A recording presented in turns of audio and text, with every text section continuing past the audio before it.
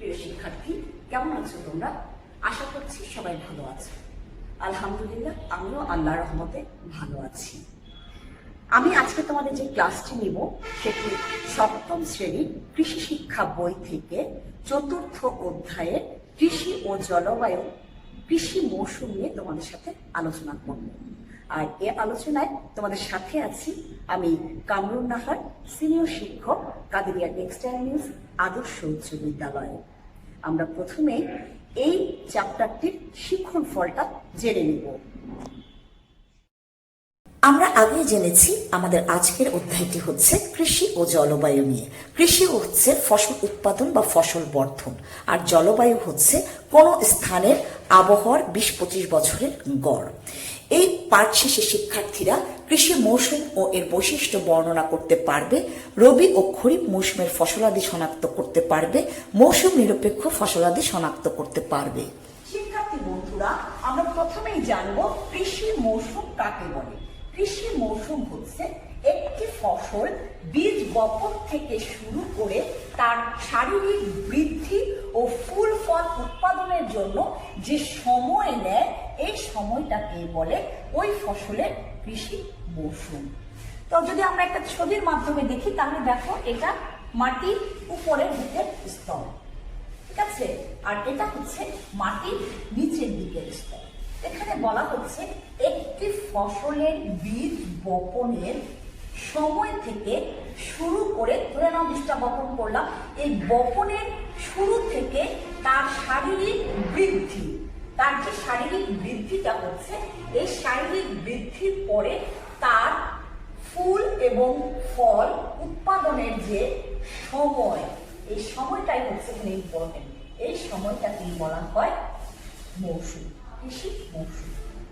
কথায় আমরা বলতে পারি কোন ফসলের বীজ বপন থেকে ফসল সংগ্রহ করা পর্যন্ত যে সময়টা, সেই সময়টাকে ফসলের মৌসুম বলে। বাংলাদেশের জলবায়ু কিন্তু নাতিশীতোষ্ণ, আর এই জলবায়ুর উপর নির্ভর করে বছরের বিভিন্ন সময়ে বিভিন্ন ধরনের ফসল জন্মে। ফসল উৎপাদনের জন্য সারা বছরকে প্রধানত দুটি মৌসুমে ভাগ করা হয়। আসো তাহলে আমরা একটু ফসলের মৌসুমটা একটু দেখে নিই। ফসলের মৌসুম হচ্ছে দুই প্রকার। একটি হচ্ছে রবি মৌসুম, আরেকটি হচ্ছে খরিফ মৌসুম। রবি মৌসুমটা হচ্ছে আশ্বিন থেকে ফাল্গুন মাস পর্যন্ত। আশ্বিন থেকে ফাল্গুন মাস পর্যন্ত। তোমরা বাংলা মাসের নাম সবাই জানো, বৈশাখ, জ্যৈষ্ঠ, আষাঢ়, শ্রাবণ, ভাদ্র, আশ্বিন। তোমরা বাংলা মাসের নামগুলো জানো। সেই বাংলা মাসের নামগুলো থেকে আশ্বিন থেকে ফাল্গুন মাস পর্যন্ত হচ্ছে রবি মৌসুম, আর চৈত্র থেকে ভাদ্র মাস পর্যন্ত হচ্ছে খরিফ মৌসুম। আবার দেখো, এই খরিফ মৌসুমটাকে দুই ভাগে ভাগ করা হয়েছে। একটি হচ্ছে খরিফ 1, আরেকটি হচ্ছে খরিফ 2। খরিফ 1টা হচ্ছে চৈত্র থেকে জ্যৈষ্ঠ মাস পর্যন্ত। দেখো, এই যে আমরা চৈত্র থেকে ভাদ্র মাস বলেছি, সেখানে কিন্তু 6টি মাস আছে। এখান থেকে 3 মাস 3 মাস করে ভাগ করে এটাকে আবার দুটি ভাগে ভাগ করা হয়েছে। অর্থাৎ চৈত্র থেকে জ্যৈষ্ঠ মাস পর্যন্ত হচ্ছে খরিফ 1, আর আষাঢ় থেকে ভাদ্র মাস পর্যন্ত হচ্ছে খরিফ 2। আবার এই যে চৈত্র থেকে জ্যৈষ্ঠ মাস পর্যন্ত খরিফ 1, একে বলা হচ্ছে গ্রীষ্মকাল। আমরা কি বলছি একে? একে হচ্ছে গ্রীষ্মকাল। আর আষাঢ় থেকে ভাদ্র মাস যেটা, সেটাকে আমরা বলছি বর্ষাকাল। তাহলে আমরা মৌসুম সম্পর্কে কি জানতে পারলাম, একটু আবার ঝালাই করে নেই। আমরা জানলাম একটি ফসল বীজ বপন থেকে শুরু করে তার শারীরিক বৃদ্ধি ও ফুল ফল উৎপাদনের জন্য যে সময় নেয়, এই সময়টাকে আমরা বলছি কৃষি মৌসুম। মৌসুমটা আবার দুই ভাগে ভাগ করা হয়েছে। একটি হচ্ছে রবি মৌসুম, আর একটি হচ্ছে খরিফ মৌসুম। রবি মৌসুমের সময়কাল কোন কোন সময়? আশ্বিন থেকে ফাল্গুন মাস পর্যন্ত। খরিফ মৌসুমের সময়কাল কোনটা? চৈত্র থেকে ভাদ্র মাস পর্যন্ত। খরিফ মৌসুমকে আবার দুটি ভাগে ভাগ করা হয়েছে। একটি হচ্ছে খরিফ 1, আর একটি হচ্ছে খরিফ 2। খরিফ 1 হচ্ছে চৈত্র থেকে জ্যৈষ্ঠ মাস পর্যন্ত, আর খরিফ 2 হচ্ছে আষাঢ় থেকে ভাদ্র মাস পর্যন্ত। এই খরিফ 1কে বলা হচ্ছে গ্রীষ্মকাল আর খরিফ 2কে বলা হচ্ছে বর্ষাকাল। তো আমরা এর পরপরই চলে যাব আমরা এই যে রবি মৌসুম খরিফ মৌসুম এই ক্ষেত্রে কোন কোন ফসল উৎপাদন হয় এবং এই সময়কালের যে বৈশিষ্ট্যগুলো আছে সেটি আমরা ছবির মাধ্যমে দেখব। শিক্ষার্থীরা দেখো তো তোমরা এখানে কোন কোন ফসলের ছবি দেখতে পাচ্ছ। এখানে তোমরা মূলা, গোলালু, বাঁধাকপি, রসুন, গমের শীষ, ছোলা গাছ এগুলো দেখতে পাচ্ছ। এই ফসলগুলো কিন্তু সবসময় আমরা শীতকালে পেয়ে থাকি, আর এই জন্য এই ফসলগুলোকে বলা হয় রবি ফসল। রবি মৌসুমের যে বৈশিষ্ট্যগুলো সেগুলো হলো তাপমাত্রা কম থাকবে, বৃষ্টিপাত কম হবে, বায়ুর আর্দ্রতা কম থাকবে, ঝড়ের আশঙ্কা কম হবে, শিলাবৃষ্টি, বন্যা এগুলোর আশঙ্কা কম থাকবে, রোগ পোকামাকড় আক্রমণ কম থাকবে, পানি সেচের প্রয়োজন হবে, দিনের চেয়ে রাত বড় বা সমান হবে। অর্থাৎ তোমরা শীতকালের একটু আবহাওয়াটা কল্পনা করো। শীতকালে যেমন আবহাওয়া থাকে রবি মৌসুমেরও ঠিক সেই ধরনেরই বৈশিষ্ট্য থাকে।